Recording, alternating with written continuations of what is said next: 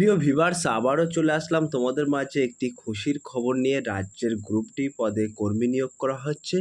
যোগ্যতা কিন্তু অষ্টম শ্রেণী চাওয়া হয়েছে। তুমি যদি অষ্টম শ্রেণী পাস করে থাকো তাহলে কিন্তু তুমি এই পদের জন্য আবেদন করতে পারবেন। আবেদন পদ্ধতি কি থাকছে, বয়স সীমা, বেতন ইত্যাদি সমস্ত বিস্তারিত তথ্য কিন্তু আজকের এই ভিডিওর মাধ্যমে আলোচনা করব। তাই ভিডিওটি স্কিপ না করে সম্পূর্ণটি দেখার জন্য অনুরোধ রইল।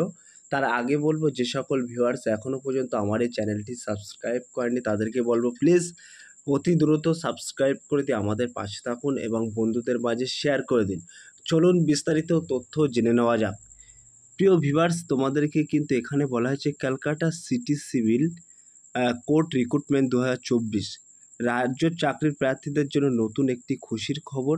কলকাতা সিটি সিভিল কোর্ট দপ্তরে কর্মী নিয়োগের বিজ্ঞপ্তি প্রকাশিত হলো। যেসব চাকরি প্রার্থীরা মোটা বেতনে চাকরির খোঁজ করছেন তাদের জন্য খুবই সুবর্ণ সুযোগ। এখানে ইচ্ছুক প্রার্থীরা কিন্তু অনলাইনের মাধ্যমে আবেদন সম্পূর্ণ করতে পারবেন। আবেদন পদ্ধতি কী হবে, মাসিক বেতন কত হবে, বয়সসীমা কী থাকছে, A to Z বিস্তারিত তথ্য কিন্তু আজকের এই ভিডিওর মাধ্যমে আলোচনা করব। তাই ভিডিওটি স্কিপ না করে সম্পূর্ণটি দেখার জন্য অনুরোধ রইল। নিয়োগ সংস্থা কিন্তু এখানে বলা হয়েছে কলকাতা সিটি সিভিল কোর্ট। পদের নাম English stenographer, group D, peon ইত্যাদি। এই সমস্ত পদে কিন্তু তোমাদেরকে নিয়োগ করা হবে। মোট শূন্যপদ কিন্তু নিচে উল্লেখ করা হয়েছে। আবেদনের মাধ্যম কিন্তু অনলাইন।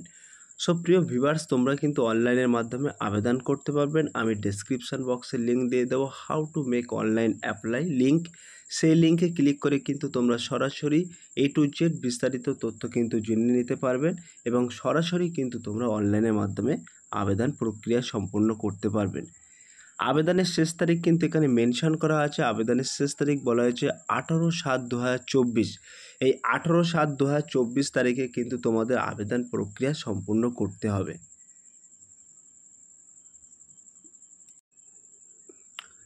বয়স সীমা ও বেতন কিন্তু এখানে উল্লেখ করা হয়েছে। বলা হয়েছে উল্লেখিত পদগুলি আবেদন করার জন্য প্রার্থীদের বয়স সর্বনিম্ন 18 বছর থেকে সর্বোচ্চ 45 বছরের মধ্যে হতে হবে।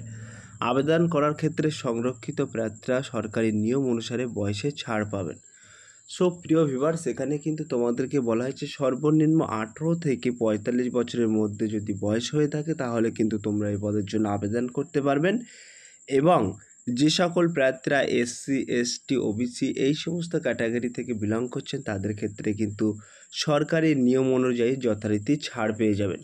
মাসিক বেতন কিন্তু এখানে মেনশন করা আছে। 2 নম্বরে কিন্তু এখানে উল্লেখ করা আছে, এই পদের যাচাইকরণের পর নিযুক্ত প্রার্থীদের প্রতি মাসে পারিশ্রমিক হিসেবে সর্বনিম্ন 17,000 টাকা থেকে সর্বোচ্চ 43,600 টাকা করে দেওয়া হবে। সো প্রিয় ভিউয়ার্স, এই পদে যদি তোমরা চাকরি পেয়ে যাও তাহলে কিন্তু তোমাদেরকে প্রতি মাসে পারিশ্রমিক হিসেবে 17,000 টাকা থেকে সর্বোচ্চ 43,600 টাকা পর্যন্ত দেওয়া হবে। শিক্ষাগত যোগ্যতা কিন্তু এখানে উল্লেখ করা আছে। এখানে বলা হয়েছে যে সকল ইচ্ছুক প্রার্থীরা এখানে আবেদন করবেন ভাবছেন তাদের উদ্দেশ্যে বলা হচ্ছে এখানে আবেদন করার জন্য প্রার্থীদের নির্দিষ্ট শিক্ষাগত যোগ্যতা সম্পূর্ণ হতে হবে। ইচ্ছুক আবেদনকারীদের স্বীকৃত যে কোনো বিশ্ববিদ্যালয় থেকে স্নাতক ডিগ্রি অর্জন করতে হবে। এছাড়াও আবেদনকারীদের কম্পিউটার সম্বন্ধে জ্ঞান থাকতে হবে। সো প্রিয় ভিউয়ার্স, এখানে কিন্তু তোমাদেরকে একাধিক পদের জন্য একাধিক শিক্ষাগত যোগ্যতা চাওয়া হয়েছে। সেক্ষেত্রে কিন্তু কেবলমাত্র অষ্টম শ্রেণী পাস হলে কিন্তু যে কোনো একটি পদে তোমরা আবেদন প্রক্রিয়া সম্পূর্ণ করতে পারবেন। নিয়োগ প্রক্রিয়া অর্থাৎ সিলেকশন প্রসেস কিন্তু এখানে উল্লেখ করা আছে। সিলেকশন প্রসেস কিন্তু তোমাদের এখানে বলা হয়েছে, এখানে উপযুক্ত বয়স সীমা ও যোগ্যতা সম্পন্ন প্রার্থীদের নির্দিষ্ট যাচাইকরণের পদ্ধতির মাধ্যমে নিয়োগ প্রদান করা হবে। ইচ্ছুক আবেদনকারীদের লিখিত পরীক্ষা এবং ব্যক্তিত্ব পরীক্ষার মাধ্যমে যাচাই করা হবে। সো প্রিয় ভিউয়ার্স, এখানে কিন্তু তোমাদেরকে লিখিত পরীক্ষা এবং ইন্টারভিউ অর্থাৎ ব্যক্তিত্ব পরীক্ষার মাধ্যমে কিন্তু যাচাই করা হবে। কিভাবে আবেদন করতে হবে সেটিও কিন্তু আমরা এখানে মেনশন করে দিচ্ছি। এখানে বলা হয়েছে 1 নম্বরে কিন্তু এখানে উল্লেখ করা আছে, এখানে আবেদন করতে হলে অনলাইনের মাধ্যমে আবেদন করতে হবে। 2 নম্বরে কিন্তু বলা হয়েছে সর্বপ্রথম সংস্থার অফিসিয়াল ওয়েবসাইটে গিয়ে রেজিস্ট্রেশন সম্পূর্ণ করতে হবে। 3 নম্বরে কিন্তু বলা হয়েছে এরপর নির্ভুলভাবে সম্পূর্ণ ফর্ম ফিল আপ করতে হবে। 4 নম্বরে কিন্তু বলা হয়েছে তারপর যা যা ডকুমেন্টস চেয়েছে সেগুলোকে নির্দিষ্ট সাইজ মতো আপলোড করতে হবে। 5 নম্বরে কিন্তু বলা হয়েছে সর্বশেষ নির্দিষ্ট ডেট এবং টাইমের মধ্যে তোমাদের আবেদন প্রক্রিয়াটা সম্পূর্ণ করতে হবে। সো প্রিয় ভিউয়ার্স, গুরুত্বপূর্ণ তারিখ কিন্তু আমি এখানে মেনশন করে দিয়েছি।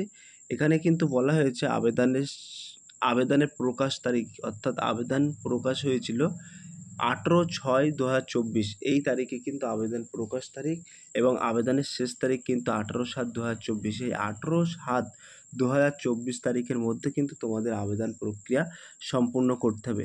সো প্রিয় ভিউয়ার্স, এখানে কিন্তু অফিসিয়াল নোটিফিকেশানটি আমি মেনশন করে দিয়েছি। এই অফিসিয়াল অর্থাৎ এই ওয়েবসাইটের মধ্যে প্রবেশ করে কিন্তু তোমরা A to Z বিস্তারিত তথ্য জেনে নিতে পারবেন, এবং এই ওয়েবসাইটের মধ্যে প্রবেশ করে তোমরা কিন্তু সরাসরি অনলাইনের মাধ্যমে আবেদন প্রক্রিয়া সম্পূর্ণ করতে পারবেন।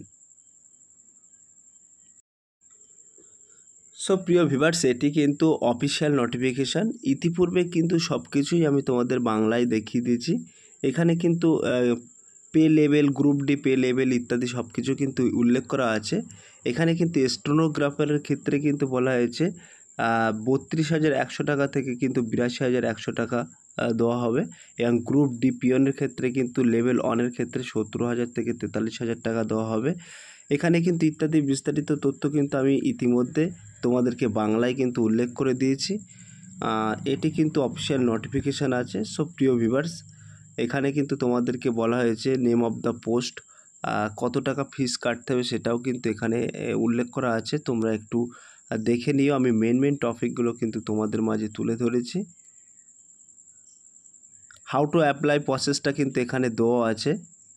যে কোনো সার্ভার ক্যাফে বা নিজের মোবাইল ফোন থেকেও কিন্তু তোমরা আবেদন প্রক্রিয়াটি সম্পূর্ণ করতে পারবেন।